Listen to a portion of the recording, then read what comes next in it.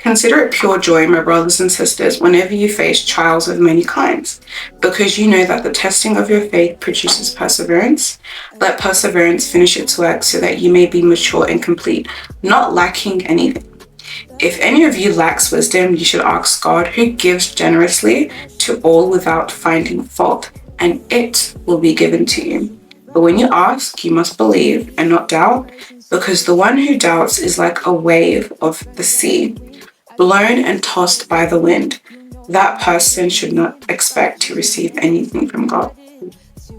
Such a person is a double-minded and unstable in all they do. Hey guys, welcome to another video. I hope you guys have been well. I hope you have been resting, resetting, and digesting. My name is Laya Achaya, and this is my podcast episode. Just on the whim, I'm actually thinking of rebranding and naming it She Helps, She Heals. I don't know, what do you guys think? Let me know. I do really like Wimbies because it's so cute, like just on a whim, my Wimbies. But what do you guys think? Like, let me know in the comments. Please, if you haven't already, subscribe and engage with my content. I actually make good content. I'm not lying to you. If I didn't, I wouldn't be posting. So please go and browse my channel, find a couple of videos that I have already uploaded, even last year, and watch them because they're actually really insightful. And even I go back and listen to it and I'm like, wow, that was such a bomb. That was such a word. But I'm going to be doing a quick makeup, just introduction, just as an introduction as I get into today's episode. Today's episode is going to be about coping. You need to learn how to cope. Adult edition. And why do I say you need to learn how to cope? Because these are things that you're actually not taught as an adult. Now, in a sense, we are taught the foundational stuff, the building blocks like resilience, forgiveness, what else? Apologizing, and a few other things that I can't think off the top of my head of. But those are things when we're younger, right? There are certain things that we can easily cope with. You know, a friend decides not to, they no longer want to be friends with you. Like, it hurts as a child, but I feel like as kids, we're a lot more resilient. I don't know how to explain it. Like, we get over things quite easily. Sometimes they do follow us in our adulthood and we haven't fully gotten over it, but I would say as like children, we're quite strong. Like, we don't really hold on to things as much as we do as adults. Like, rejection doesn't really hurt us as much. We get over it, at least in our minds. But as adults, life does get a bit tougher. Some people have a tough life even as children, but life does get harder. But what do we essentially have to do as adults, as humans, is that we need to become stronger. But we're not really taught that in today's generation. Sad enough, a lot of people have very unhealthy coping mechanisms or vices for, like, I'm getting off topic. Yes, we don't really learn how to cope as adults. And some people look like they are. They're putting out a nonchalant demeanor, but are people really coping? That is the question of the day. But it's really scary and upsetting as a young adult, because I almost got into that vicious cycle of using vices, partying, drinking. I wasn't a heavy drinker. It was recreational. I would have a couple glasses to kind of ease the pain, but then I would feel like crap the next day, and it's not really sustainable. Like, it feels good in the moment, but it doesn't really help you in the long run. It's just more of a in the moment fix. But it's quite scary. Like, we live in a generation where people aren't really coping. We're just getting by. We're just bugging it out. and especially like my generation, like we're so young and we're already dependent on substances, dependent on alcohol, dependent on ganja, marijuana, dependent on vapes even. Like, I don't know, I couldn't tell you the amount of times I would be around people my age and they would be like hitting a vape every few minutes. And it's like, my goodness, like, is it that bad? When I go out and people are just drinking their life away. And I'm not saying this out of judgment, I'm saying this out of pure concern and worry. Because it's like, all I'm thinking is, if this is how you're coping, this has always been my mentality. Like, if this is how you're coping now, imagine when you're in your 30s. Like, when life starts hitting, you know? Because it does get harder the older you get, you know? Like, it does. You have more responsibilities. If you have a family or kids and stuff, like, you have a whole life that's dependent on you. And that really does concern me. Like, I know a lot of young people who unfortunately are alcoholics, whether they admit that or not, but they do have that addiction. People my age, maybe even younger than me, are addicted to vape, are addicted to very unhealthy, toxic lifestyles. Even relationships, like just entering in situations that are clearly unhealthy for them. And it's like, yo, guys, what is going on? And I won't lie to you, I was almost going down that train. But I was at a point in my life where I genuinely did not care about anything. But I just knew that this isn't what I wanted. So even though I was going through it, I was like, yeah, I'm eventually going to come out of this. And once I do, I'm never going back. And I'm going to take care of myself. But thugging it out is actually not getting it through. It's not helping you overcome the situation. It's not helping you elevate. Like, it's not good for you at all.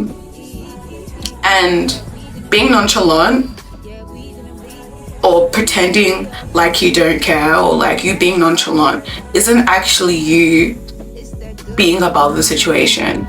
Like, there is an element of stoicism that can be applied when one is handling their life. But by principle, if you're a stoic person, you learn to make peace with the situations that are out of your control, and you don't allow the situations define you or make you act out of character. You are aware, you acknowledge it, and in maintaining calmness and even control over your emotions and your behaviors, can you then with clarity be informed as to how you're going to overcome a situation. So it's not the same. It's really not the same. And you can't call yourself a nonchalant person if you're hitting a vape every 5 minutes because you just can't cope. You can't call yourself a nonchalant person if every weekend you're getting drunk, getting high to just ease the pain. You're not a nonchalant person and you're not coping. And I'm saying this with love. Like, I'm actually saying this with love so you can recognize. And I had to come to that realization myself. Like, girl, this is not healthy. And I knew it. Like, I'm a very self-aware person. Like, I be knowing. So I'm like, okay, my time here is not going to be very long. I will be out. I'm here for a good time, not a long time. But not many individuals have that realization or have that knowledge. Like, there's no cap. Like, this isn't your permanent fix. You need to get it together. Like, we are aging as a generation because we are treating our bodies as if it is immortal. Sometimes your environment, like, you learn based off of what you see. You learn based off of how the people around you operate. And that is truth. Your environment does play a huge part, and it influences majorly how you perceive, interact with your external environment and your internal environment. If all your life you saw people abusing substances as a means to cope, you're going to replicate the same thing. Even in your friends, like, if you see growing up your friends are vaping, you're most likely going to be someone who vapes. If you are friends with people who are constantly getting high, you're more likely going to go down that same path. Now, that doesn't mean that there are individuals who can exercise their autonomy and go against the grain. There are people like that. Peer pressure is really hard. Like, I know being in your 20s, we're being told to be young and turned, but it's like the young and turned of this generation is costing people's lives. It's not like the millennial time. Like, this young and turned is costing people their lives, and honestly, it's not worth it. Like, it's generally not worth it. We need to start learning how to cope. Like, this whole thing of suppressing ourselves, not feeling, not crying is actually more damaging. Like, we need to go back to being human and healing. And coping is not pretty, and nor is it easy. It's actually very uncomfortable, but it's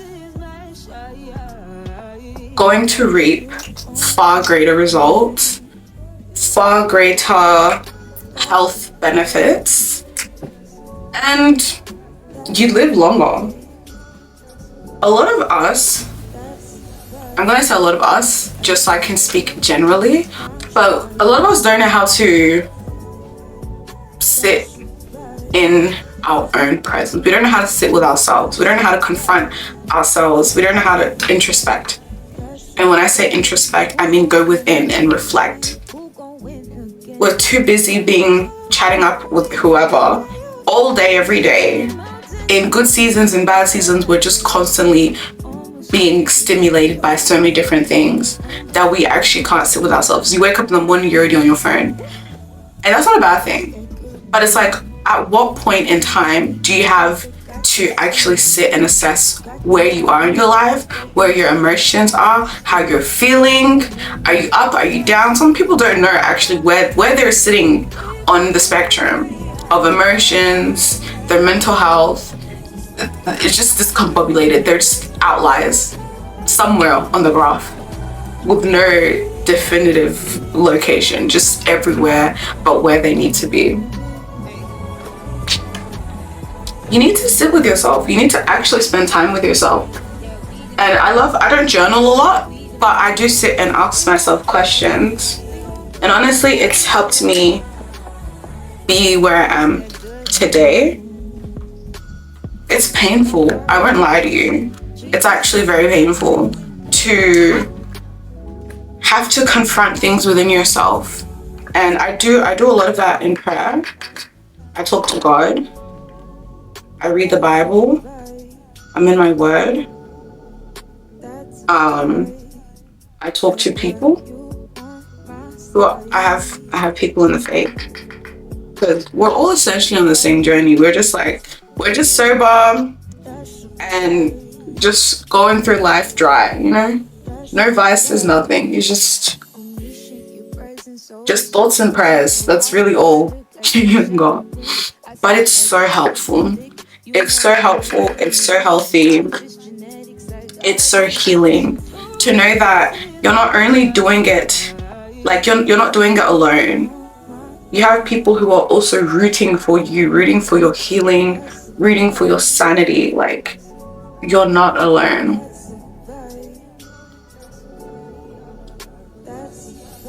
Sometimes coping also requires community. And your community doesn't have to be big. You just need to have somebody who is there for you. And as long as you have that person, you're gonna be okay. Coping, I feel like the number one rule, for me at least, is to know that as long as I'm doing the right things, doesn't mean it's going to be perfect, and it doesn't mean I'm going to do the right thing perfectly or to the standard all the time. But as long as I'm trying and I'm doing the right thing, I'm going to be okay. When you're constantly drinking, constantly, subjecting your body to all these unhealthy, toxic substances, you're betting your life. You are betting on your life you are playing with your health, that is not a good life to live. I don't know what else to tell you. Like, I'm thinking of just going completely alcohol free, like just for the rest of my life, just no alcohol. And it's not because I'm addicted or anything. I just don't see the point of alcohol. All it does is just make me tired. So it's like, I just don't see the point. And I also have IBS, so it's not really good for my body regardless. But we're so young. We have so much life to live.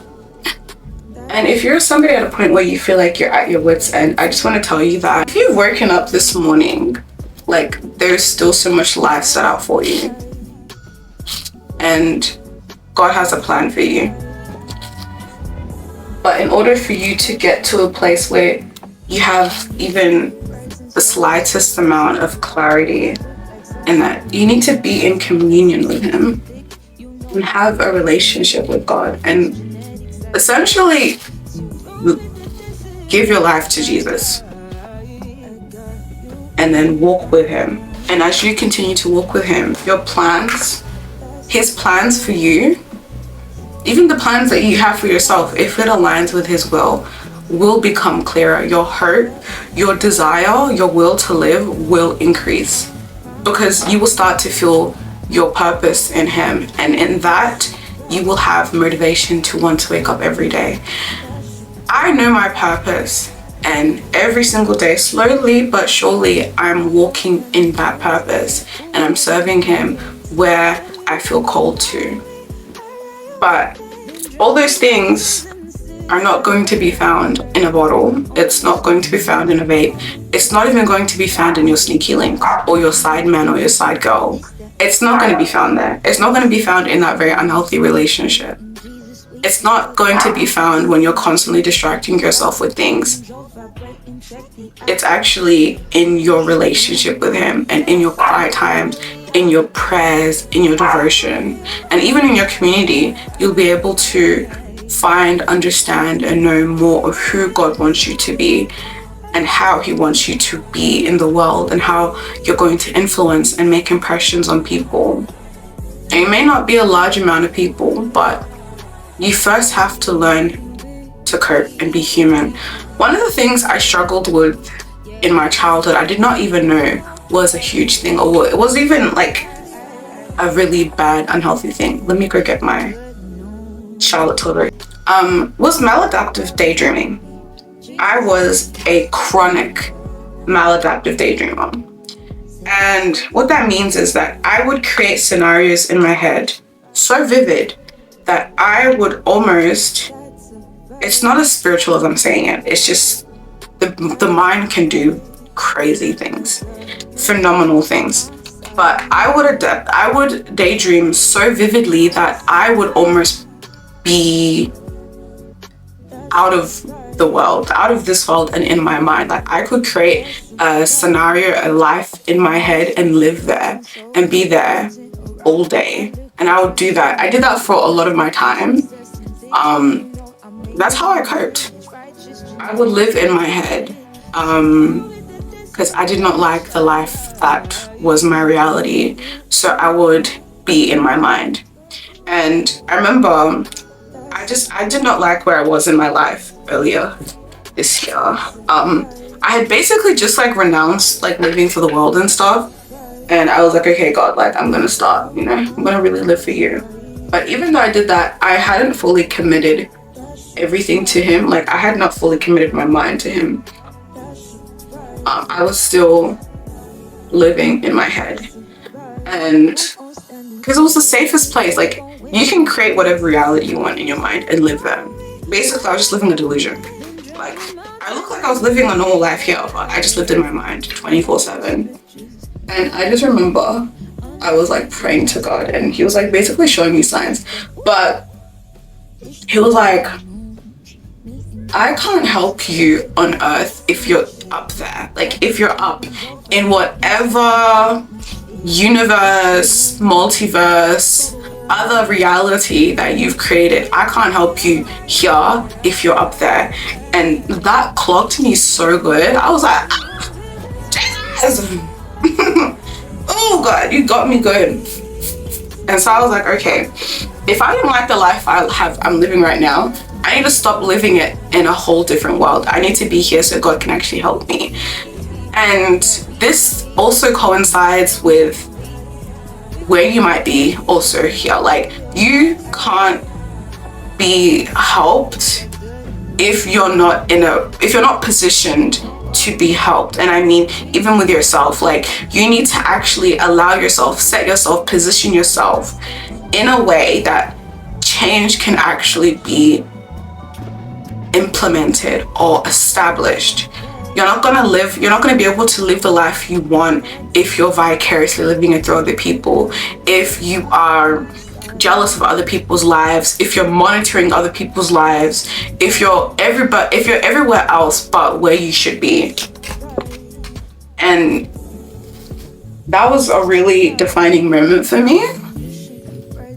So I was like, oh. And so once I actually grounded myself, I was like, okay, I'm here. I want to be there, but I'm here right now.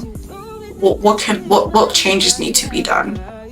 And so I did a lot of time praying, fasting even, to get closer to God. Not really for anything else, just to get closer to God. And meditating, devoting myself in meditation. And I've been able to, with God's help and guidance, be in a better place. And all without substances, all without unhealthy vices, all without things that are detrimental to my health, my mental health, my well-being. Do I yearn for it sometimes? Yeah, sometimes after a very long week, I'm like, damn, I want to get lit. Damn, I could really light a spliff right now. Like, I could really do with that right now. Like, I could really, I could really just, like, it's, yeah, okay, but it's just Holy Spirit on rocks. That's really what it is. And it's so much better because I'm like, to be honest, it's bad, but it's not that bad. Like, I'm actually okay. And I've lived. And I know people in the faith who have been addicted to substances, to drugs, to things, and they are thriving without it. They are thriving without it. Of course, there do come days where they are really, really, really going through it. But it just builds your character and your resilience in a whole different way. Like, you actually know how to cope. You have things that you can, do to help you really cope.